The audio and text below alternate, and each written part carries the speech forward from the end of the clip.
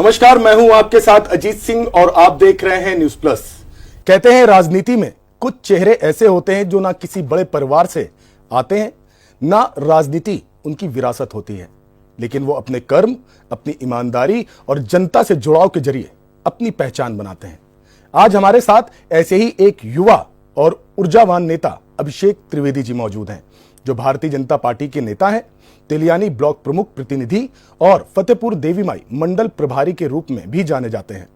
पिछले 20 सालों से लगातार बीजेपी संगठन के साथ सक्रिय रहते हुए अभिषेक त्रिवेदी जी ने एक सशक्त कार्यकर्ता और ईमानदार जन सेवक के रूप में अपनी अलग पहचान बनाई है। पेशे से व्यापारी और विचारों से जनसेवक अभिषेक जी राजनीति को सेवा का माध्यम मानते हैं। तो आइए जानते हैं उनके सफर की कहानी, संघर्ष, सेवा और संकल्प की जुबानी। अभिषेक जी, आपका बहुत बहुत स्वागत है न्यूज प्लस में। युवा नेता के तौर पर पहचान है, एक सफल व्यापारी हैं। पहले तो मैं ये जानना चाहूंगा कि इतना अच्छा व्यापार आपका चल रहा है, विदेशों तक पकड़ है आपकी, पूरे देश में व्यापार फैला हुआ है, फिर राजनीति में आके कशमकश और दो हाथ करने की क्या जरूरत है? कि राजनीति में प्रत्येक व्यक्ति को रुचि रखनी चाहिए, क्योंकि जब राजनीति में युवा रुचि नहीं रखेंगे, राजनीति में देश के लोग रुचि नहीं रखेंगे, तो राजनीति निश्चित तौर पे एक गलत माध्यम में चली जाएगी। मैं पहले फार्मास्यूटिकल्स में जॉब करता था, मैं डी फार्मा हूं। उसके बाद मैंने अपना व्यापार शुरू किया और ईश्वर की कृपा से हम लोगों ने पूरे देश में काम करना शुरू किया। सन 2015 में मैं अपने गांव, मेरी मातृभूमि में मैंने जाना शुरू किया, तो मुझे लगा यहाँ पर बहुत सारे बदलाव की आवश्यकता है। और इन सबको देखते हुए कुछ एक जगह किस तरह की परिस्थितियां उत्पन्न हुई कि मैंने मेरी माता जी को बोला कि हम लोग प्रधानी का चुनाव लड़ेंगे। चूंकि व्यापार में मेरे पास उस समय इतना समय नहीं मैं अरेंज कर पाता था, तो मैंने सोचा किसी बैठक में मैं नहीं पहुंच पाऊंगा, तो मैंने मेरी माता जी को इसके लिए प्रेरित किया, मेरी माता जी को प्रधान बनाया। और जब भी मुझे थोड़ा सा भी टाइम मिलता था तो मैं गांव पहुंच करके सबके साथ बैठकर, और मैं किसी भी चीज एक टाइम पे एक काम को करने पे यकीन रखता हूं। तो 5 साल जब हम लोगों ने प्रधानी का कार्यकाल किया, तो धीरे धीरे चीजें मेरी समझ में आने लगी कि देश को हम विकासशील बनाना चाहते हैं। आदरणीय देश के प्रधानमंत्री जी का बहुत बड़ा विजन है सन 2047 तक इस देश को एक विकसित देश के रूप में स्थापित करने का।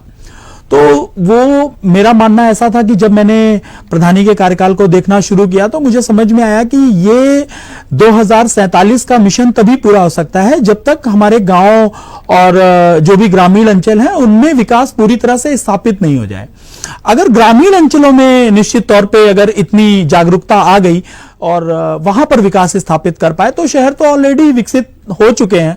शहर होता ही इसलिए है क्योंकि वो विकसित है। बिल्कुल सही बात है, मतलब जड़ों को पहले बेहतर जो है उनको मजबूत करना। और अगर आप देखेंगे तो किसी भी बड़े मेट्रोपॉलिटन सिटी हो, आप कानपुर तो ठीक है अभी छोटा आप भी अगर कह सकते हैं, लेकिन अगर आप लखनऊ चले जाएं, आप मुंबई चले जाएं, आप दिल्ली चले जाएं, आप चेन्नई चले जाएं, वहां पर भी आप देखेंगे जो बहुत सारा एक मॉब है वो ग्रामीण अंचल से आया है। और चूंकि वहां पर व्यापक व्यवस्था नहीं उपलब्ध थी, इसी कारण उसको शहर में आना पड़ा अपने परिवार को पालने के लिए, बच्चों को पढ़ाने के लिए। इस तरह की बहुत सारी व्यवस्थाओं को सुव्यवस्थित करने के लिए उसको इस माध्यम में शहर में आना पड़ा। तो अगर गांव में ही चीजें व्यवस्थित हो जाएंगी, तो आप देखिए ना, शहर में आज लोग 30 गज की कॉलोनी से लेकर के 3000 वर्ग गज तक का मकान बनाते हैं, जिसकी जैसी अपनी उपलब्धता है, जैसे जिस तरह का व्यापार है या जितना भी वो अर्जित कर पाता है अपने दैनिक व्यवसाय से या पेशे से। तो अंततः आप यह मान करके चलिए, अगर गांव में ये सारी चीजें बेहतर तरीके से उपस्थित हो जाएं, तो लोगों को ये शहर में जो मारामारी हो रही है, आज शहरों में ट्रैफिक है, आज शहरों में जाम है, तो उसका कारण यही है क्योंकि यकायक गांव से आबादी अपने बच्चों को पढ़ाने और व्यापार पेशे के आदि के लिए वो लगातार शहरों की तरफ पलायन बना हुआ है। तो अगर ये गांव में ही सारी सुविधाएं उपस्थित हो जाएंगी, निश्चित तौर पे आप ये मान करके चलिए गांव में खुशहाली हो जाएगी, तो शहर का भी वातावरण आपको बहुत ही जैसे आप देख रहे हैं आज पोल्यूशन की बहुत बड़ी समस्या है। हम लोग बहुत छोटी छोटी चीजों में देखते हैं, हम लोग जरा सी चीजों में पैनिक हो जाते हैं, दिल्ली को आप देख लीजिए, परेशान हो जाते हैं। तो बहुत सारी चीजें, तो मुझे लगता है कि इनसे बहुत ज्यादा बचाव हो जाएगा और एक नई तरह का वातावरण इस देश में तैयार होगा और मैं इसका पूर्ण तरह से पक्षधर हूं। लेकिन मैं ये जानना चाह रहा हूं, क्योंकि आपने बताया कि बिल्कुल सही बात है कि जड़ों को मजबूत करना बहुत जरूरी है, और अगर जड़ें मजबूत हो गई तो जो शहरों में अव्यवस्थाएं फैली हुई वो भी कई हद तक सही हो जाएंगी। लेकिन मैं ये जानना चाह रहा हूं, क्योंकि मैं पहले उसी बात पे फिर आऊंगा, क्योंकि मैं थोड़ा सा ताज्जुब, जब मैंने आपके बारे में जानकारी जुटाई तो मुझे लगा कि इतनी अच्छी पर्सनैलिटी है, इतना अच्छा सेटल बिजनेस है, तो ये प्रेरणा मिली कहां से कि मुझे राजनीति में जाके, आपने बताया कि प्रॉब्लम्स हैं, लेकिन ये प्रेरणा कहां से आई? किसको अपना आइडियल मानते हैं अभिषेक जी? मैं किसी व्यक्ति को आइडियल नहीं मानता हूं, मैं व्यक्तित्व को आइडियल मानता हूं, और ऐसे बहुत सारे व्यक्तित्व इस भारत की धरा पर आज से नहीं, मैं तो बहुत हिस्ट्री भी पढ़ता हूं, तो पुरातत्व काल से भी मैं देख रहा हूं निश्चित तौर पे जिन लोगों ने समाज में एक इस तरह का कार्य किया है जिससे एक नए समाज की स्थापना हो सके, एक भयमुक्त और एक निश्चित तौर पे इस तरह का, आप मानिए, एक ऐसे समाज का निर्माण हो सके जिसमें सभी के लिए प्रेम, न्याय और सम्मान हो। तो इस तरह के समाज की स्थापना में बहुत सारे ऐसे व्यक्ति और व्यक्तित्व हैं जिनका निश्चित तौर पर योगदान है, उनको मैं अपना आइडियल मानता हूं। और इसकी एक बहुत लंबी फहरिस्त है, नाम लेना शायद शुरू करूंगा तो हम लोगों का ये पॉडकास्ट सिर्फ नाम में ही हो जाएगा। चलिए अब हम राजनीति की तरफ बढ़ेंगे, लेकिन एक बहुत इंपॉर्टेंट सवाल कि जब आपने फैसला किया कि अब मुझे राजनीति के रास्ते पे आगे बढ़ना है, तो विरोध किसका किसका झेलना पड़ा? देखिए, मुझे जनता का तो बहुत प्यार मिला। जैसा कि आजकल आप अगर देख पा रहे होंगे तो सामाजिक व्यवस्था को राजनीतिक दलों ने जातीय वैमनस्यता में बांट दिया है, और ईश्वर की ऐसी कृपा है कि मुझे कभी ये जाति वैमनस्यता का सामना नहीं करना पड़ा। मैंने जब भी हम लोग प्रधान हुए या आज जिस पद पर हम लोग कार्य कर रहे हैं, तो सभी जगह मुझे समान सभी जाति और धर्मों का सहयोग मिलता रहा है, और मुझे प्यार करने वालों ने हमेशा मेरा बढ़ चढ़ करके मेरा हाथ थामा है और मुझे कंधे से कंधा मिला करके बहुत असंख्य ऐसे मेरे साथी और मेरे शुभचिंतक हैं जिन्होंने मेरा साथ दिया है। तो विरोध जैसा कोई चीज नहीं होती है, वैचारिक मतभेद होता है, और वो जब आप राजनीति करें, व्यापार करें, सामाजिक जीवन में हो तो वो होता रहता है, उसको मैं बहुत ज्यादा महत्व नहीं देता हूं। मुझे ऐसा लगता है आप अपने लक्ष्य की ओर अगर अग्रसर हैं तो ये सारी चीजें कहीं बहुत ज्यादा रोड़ा बनती नहीं है, विरोध या आपको कौन नापसंद करता है। वैसे ऐसी संख्या, मेरा ऐसा मानना है कि बहुत कम है कि जहां हमारा किसी से विरोध की बात होती हो। मैं इन पे बहुत ज्यादा यकीन नहीं रखता हूं। मैं अपनी जो भी लक्ष्य निर्धारित करता हूं उस पे काम करने के दिशा में मैं आगे बढ़ता रहता हूं, और मैं बहुत ज्यादा इसकी चिंता भी नहीं करता हूं कि कौन मेरी बैक बाइटिंग कर रहा है, कौन इस तरह की बातें कर रहा है, क्योंकि नकारात्मकता से मेरा बहुत दूर का रिश्ता है। मैं एक सकारात्मक व्यक्तित्व वाला व्यक्ति हूं और मेरी ईश्वर में अगाध आस्था है। मैं ईश्वर की परम सत्ता को स्थापित करने के लिए जो भी जरूरी कार्य है उनको करता रहता हूं, और निश्चित तौर पे यह मान करके चलिए ये सारी चीजें उसके ही अंतर्गत आ जाती हैं। नहीं तो बिल्कुल आपने जो बात कही बिल्कुल सही है कि बिल्कुल भय मुक्त होकर अपनी जो रास्ता चुना है उस पर आगे बढ़ रहे हैं। कौन विरोध कर रहा है, कौन नहीं कर रहा है, फर्क नहीं पड़ता। लेकिन एक बड़ा महत्वपूर्ण सवाल है, क्योंकि 2014 से बीजेपी जो है सत्ता पे काबिज है, और आप 20 सालों से बीजेपी के साथ जुड़े। बीजेपी को ही क्यों चुना आपने? कांग्रेस भी थी, सपा भी थी, बसपा भी थी, उस समय मजबूत स्थिति में थी, तो बीजेपी को ही क्यों चुना? बहुत अच्छा प्रश्न है ये, और मुझे ऐसा लगता है कि ये आपका जो प्रश्न है वो बहुत जायज है और इसको हर युवा को समझना चाहिए। मेरी भारतीय जनता पार्टी से ज्यादा आस्था अपने देश के और अपनी मातृभूमि के लिए है, और मुझे ऐसा लगता है कि जब भी देश की कोई ऐसी बात होती है, जब भी देश प्रेम की बात होती है, तो भारतीय जनता पार्टी बहुत अग्रसर भूमिका निभाती है। और मैंने आज तक मेरी जो भी समझ कहती है, आज तक मैंने ऐसा कोई वक्तव्य भारतीय जनता पार्टी के किसी छोटे से बड़े तक नेता का रूप में सुना नहीं जो देश विरोध की बात करता हो। और यही बात मुझे हमेशा से भारतीय जनता पार्टी और राष्ट्रीय स्वयंसेवक संघ की ओर मुझे आकर्षित करती रही है। और इसलिए जब भी मैंने ये सोचा कि नहीं, अब हम राजनीति में हम लोग काम करेंगे, हम लोग लोगों से जुड़ करके काम करेंगे, लोगों के लिए काम करेंगे, तो मुझे भारतीय जनता पार्टी एक उपयुक्त दल दिखा जिस पर रह करके मैं अपनी आइडियोलॉजी के साथ काम कर सकता हूं, और मैं अपनी आइडियोलॉजी के साथ काम कर भी रहा हूं। ब्लॉक प्रमुख के तौर पर चैलेंजेस क्या थे और किनको पूरा कर चुके हैं, और अभी जनता क्या चाह रही है कि ये जो समस्याएं हैं इनको आप जल्द से जल्द निपटाएं? जो पूरी हो गई हैं वो भी बताइए, और जो होनी बाकी हैं उसके लिए कितना प्रयास कर रहे हैं ये भी थोड़ा सा बताइए। देखिए, राजनीति में जिस तरह से कभी संभावनाएं खत्म नहीं होती हैं, वैसे ही कभी काम भी खत्म नहीं होते हैं।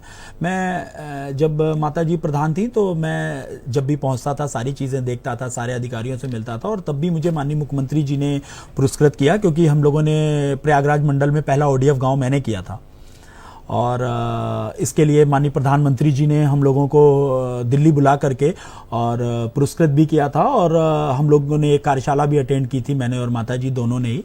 और इसके बाद माननीय मुख्यमंत्री जी ने भी किया। और गांव को, मैं किसी भी काम को अधूरा छोड़ने पे यकीन नहीं रखता हूं। सपोज दैट अगर मुझे एक रोड बनानी है तो मैं सिर्फ रोड नहीं बनाता हूं, मैं उस रोड का ड्रेनेज सिस्टम कहां जाएगा, इस रोड को हम कहां से शुरू करके कहां खत्म करेंगे, उसके बाद की चीजों को कैसे पूरा करेंगे, मैं इस तरह से काम करने में यकीन रखता हूं। और इस तरह से काम करते करते ही मेरी रुचि धीरे धीरे इन सब चीजों में डेवलप होती चली गई।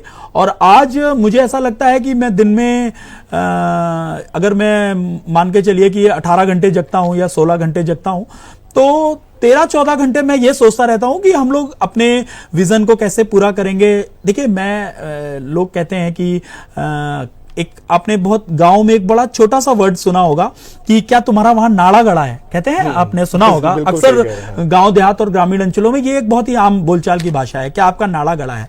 तो जब मैं अपने गांव गया तो मुझसे लोगों ने कहा कि भाई आप प्रधानी लड़ेंगे, आप कैसे कर पाएंगे, आप काम कर रहेंगे, फिर कैसे सही होंगी चीजें। तो मैंने कहा भाई देखो, एक बहुत बुजुर्ग आदमी थे, उन्होंने मुझसे ये प्रश्न किया, तो मैंने कहा भाई देखो, मेरा यहाँ तो मेरा नाड़ा गड़ा है, मेरा जन्म हुआ है यहाँ पर, मेरी ये मातृभूमि है, और मैं आज आपके सामने ईश्वर को साक्षी मान करके कहता हूं, मुझे इस दुनिया में अपनी मातृभूमि से, अपने देश से बढ़कर के मुझे इस दुनिया की कोई भी चीज प्यारी बिल्कुल भी नहीं है। और आप यह मान करके चलिए, शायद जब तक यह जीवन रहेगा तब तक मुझे इससे ज्यादा प्रिय कुछ भी नहीं हो पाएगा। ये दोनों चीजें मेरे लिए बहुत महत्वपूर्ण है। और जब इस भाव से मैं काम करता हूं कि मैं अपनी मातृभूमि के लिए कुछ कर रहा हूं, और जो भी मैं काम कर रहा हूं वो हमारे देश के निर्माण में, मेरी छोटी छोटी ईंटें इस देश के निर्माण में और विकास में लग रही हैं, तो मैं अपने आप को संतुष्ट भी पाता हूं। और मैं दोनों ही जीवन बहुत अच्छे से जीता हूं। मैं व्यापारिक जीवन भी जीता हूं, मैं सामाजिक जीवन भी जीता हूं, मैं राजनीतिक जीवन भी जीता हूं, और इसके साथ में अपना व्यक्तिगत जीवन भी अपने परिवार के साथ बहुत ही अच्छे से जीता हूं। मेरे अपने गोल हैं, मैं उनके साथ काम करता हूं। और मैं अपने जीवन में, जिसको कहते हैं कुछ लोगों को संतोष आ जाता है, तो मुझे बहुत संतोष है, मैं हर तरह से संतुष्ट हूं। मुझे बहुत ज्यादा आपाधापी नहीं है किसी भी चीज की। मुझे बस इतना है कि मैं अगर अपने कैरियर को लेकर के मैं देखूं तो मैं एक संतुष्ट अवस्था में हूं, और मुझे बहुत अच्छा लगता है जो भी मैं काम कर रहा हूं। हम लोगों ने ब्लॉक में रह करके, अगर आपने सुना हो, जापानीज टेक्नोलॉजी से मियावाकी डेवलप करने का काम है, तो फतेहपुर जनपद में तिलियानी ब्लॉक में मैंने कई गांवों में इस पे काम कर रहे हैं। हम लोग हरित क्रांति पे बहुत काम कर रहे हैं। मैं ये चाहता हूं गांव, जितने भी गांव हैं, सभी के जो आवागमन के मार्ग हैं वो एक तरह के वृक्ष से आच्छादित हो, वो पक्की रोड हो, बाहर गांव के बाहर एक यात्री प्रत्येक गांव के बाहर एक यात्री प्रतीक्षालय हो, हर एक गांव के बगल में एक पानी पीने का छोटा सा स्थान हो, भले ही वो छोटी पानी की टंकी हो, हैंड पाइप हो, तो मतलब कैमरे लगे हुए हो। मैं एक बहुत ही ऑर्गेनाइज तरीके से विकसित चीजों को करने पे यकीन रखता हूं। मैं सिर्फ इसलिए नहीं कि कोई मुझसे कह रहा है और मैं रोड बना दूं, कोई मुझसे कह रहा है, मैं उसको पूरी तरह से समझ करके, और जब भी मैं कहीं काम करता हूं मैं पूरा काम करता हूं। मैं आधे अधूरे में छोड़ने वालों में से नहीं हूं, और अभी भी जो मेरा विजन है और जो मेरा मिशन है उस पे मैं लगातार काम कर रहा हूं। और भविष्य में आप देखेंगे निश्चित तौर पे हम लोग अपने गांव को, अपने जिले को, और जहां पर भी मैं काम करूंगा उसको विश्व पटल पर पहचान दिलाने का कार्य करेंगे। इसको लेकर के मैं पूर्णतया प्रतिबद्ध हूं और विश्वस्त भी हूं।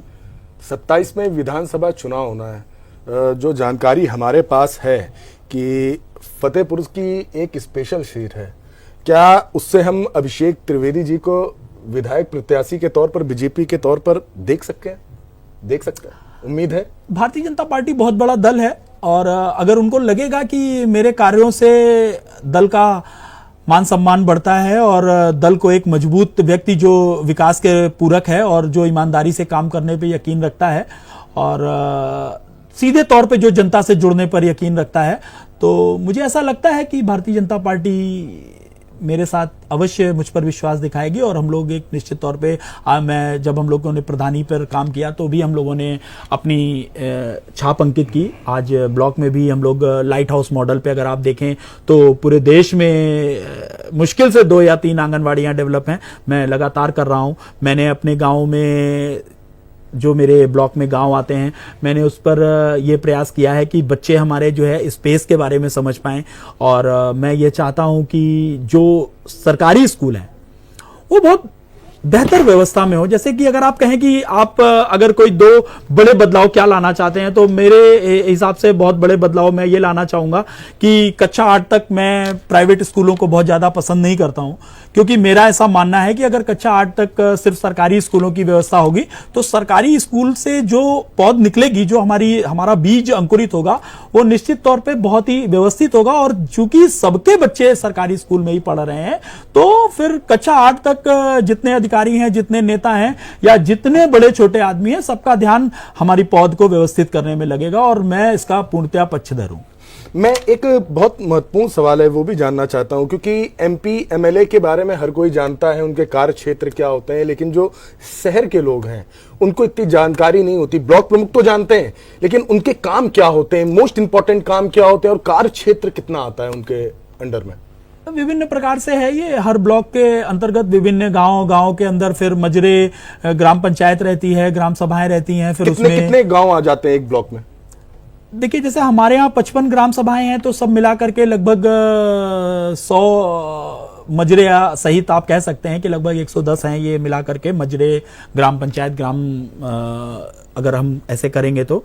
और लगभग सभी में मैं पहुंचता हूं और कभी अगर आप फतेहपुर की तरफ आपका न्यूज चैनल पहुंचेगा तो आप देखिएगा हम लोगों ने वो काम करने का प्रयास किया है जो निश्चित तौर पे लोगों को बहुत कठिन लगते थे कि यार ये तो हो ही नहीं सकता है। एक हमारे यहाँ गांव पड़ता है हाजीपुर गंग। हाजीपुर गंग बिल्कुल गंगा जी के किनारे बसा हुआ है।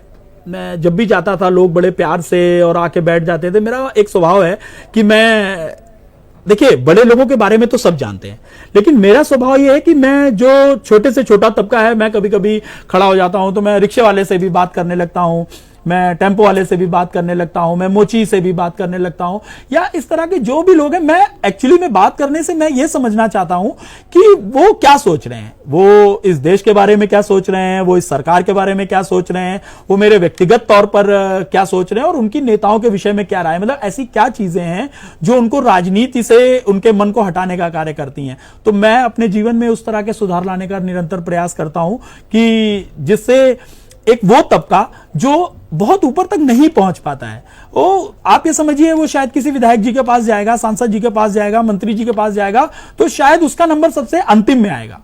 मैं ऐसे प्रत्येक व्यक्ति से संवाद करना और उसके स्थिति को समझने का प्रयास करता हूं, परिवार को कैसे पालता है, दैनिक दिनचर्या कैसे गुजारता है। तो मुझे ऐसा लगता है कि कभी अगर जीवन में हम लोग कुछ अच्छा कर पाए राजनीति में तो मुझे इन सब चीजों का ज्ञान होना चाहिए। मैंने प्रधानी की पूरी व्यवस्था समझ ली है, ब्लॉक की पूरी व्यवस्था समझ ली है, तो मुझे ऐसा लगता है कि कोई भी अधिकारी मुझे मूर्ख नहीं बना सकता है कि क्या संभव है और क्या असंभव है और कार्य को किस तरह से संपादित करना है, यह मैं पूरी तरह से समझ चुका हूं। अभिषेक जी, अक्सर देखा गया है कि जब सरकार होती है सत्ता में, मतलब अपनी पार्टी सत्ता में होती है, सरकार में होती है, तो विरोध कम देखने को मिलता है। बहुत कम नेता ऐसे होते हैं तो जो जनता की आवाज को मुखर होकर उठाएं।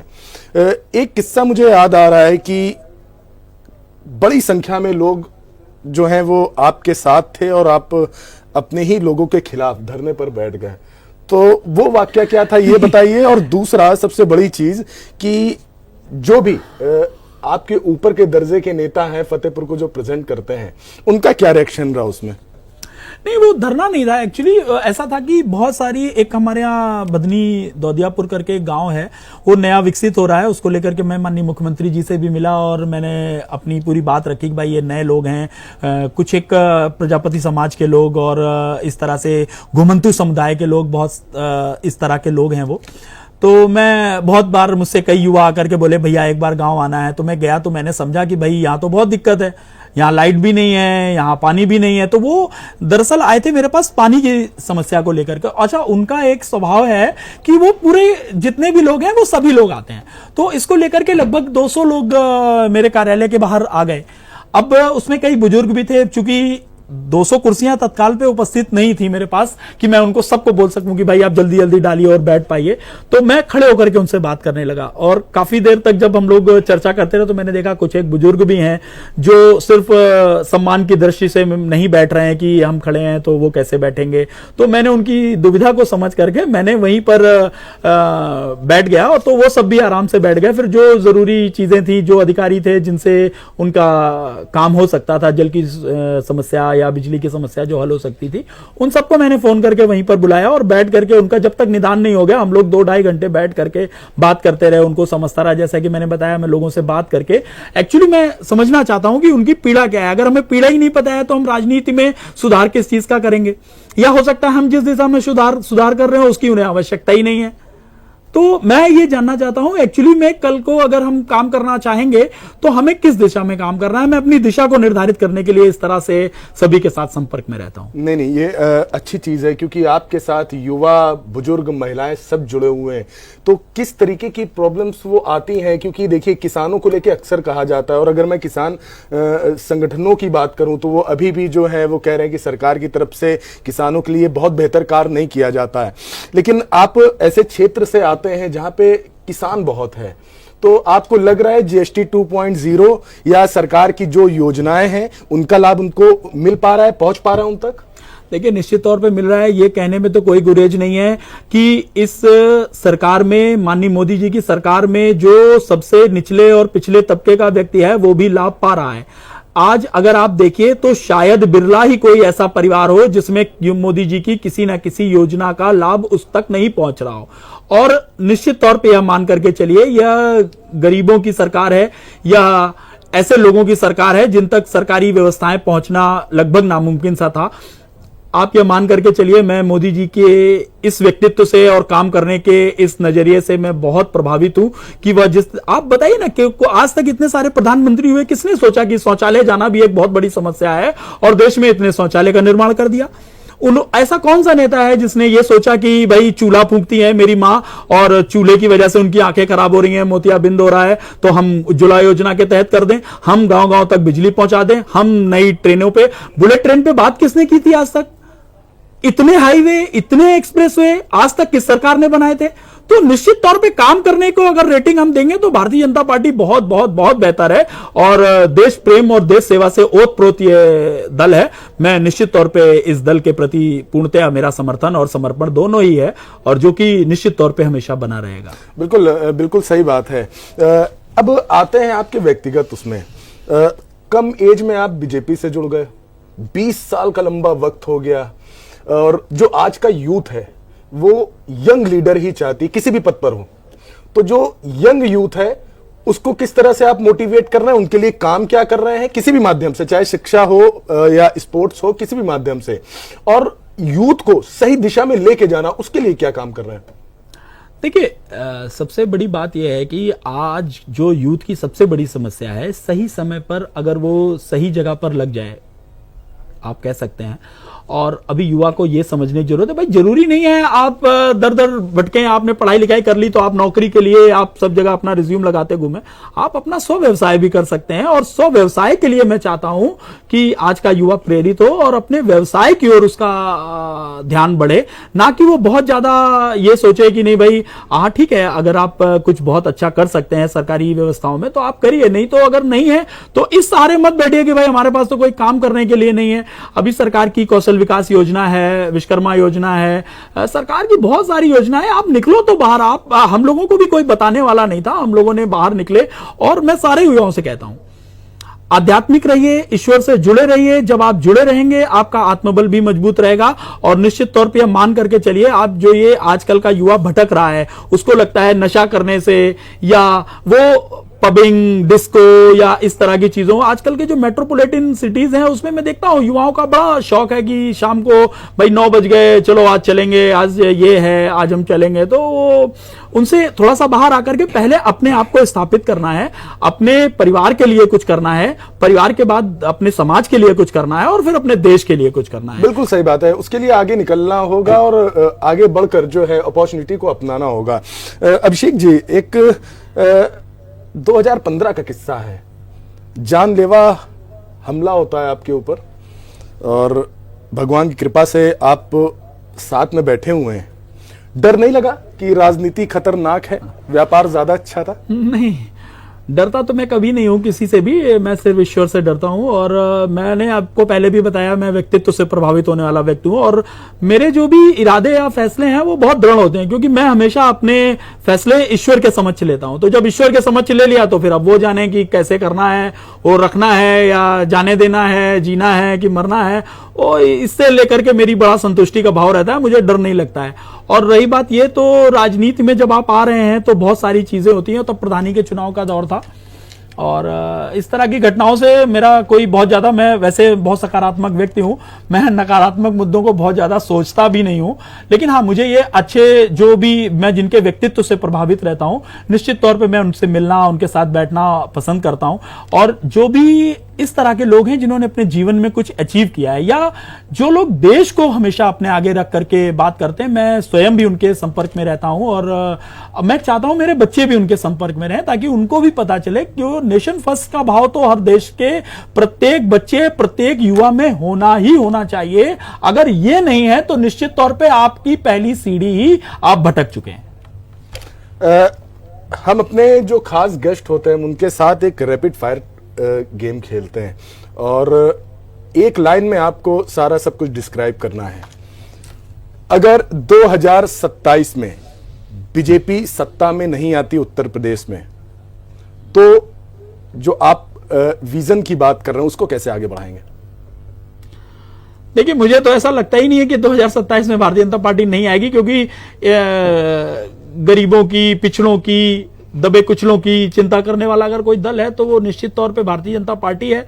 और निश्चित तौर पे हम सरकार में आएंगे और 2027 में दोबारा सरकार बनाएंगे। हम लोगों ने लॉ एंड ऑर्डर में यहाँ पर जो आज इतने दिनों में हम बना करके लाए हैं, तो मुझे निश्चित तौर पे पूरा विश्वास है कि जनता 2027 का चुनाव किसी और के हाथ में दे करके इस बने बनाए लॉ एंड ऑर्डर को, या जो हमने निर्भीकता जनता में पैदा की है, जो विश्वास और आत्मबल जनता में पैदा किया है, कि हम लोग पहले तो उत्तर प्रदेश को कह देते थे भाई, कहने को तो उत्तम प्रदेश था, लेकिन आए दिन आप भी पढ़ते रहे होंगे, आप तो निश्चित तौर पे समाचार पत्र से हैं, तो निश्चित तौर पे आप पढ़ते होंगे कि भाई चिनैती, लूट, डकैती, अपहरण, इस तरह की बहुत सारी घटनाएं थी। है आज किसी में दम तो करके दिखा दे।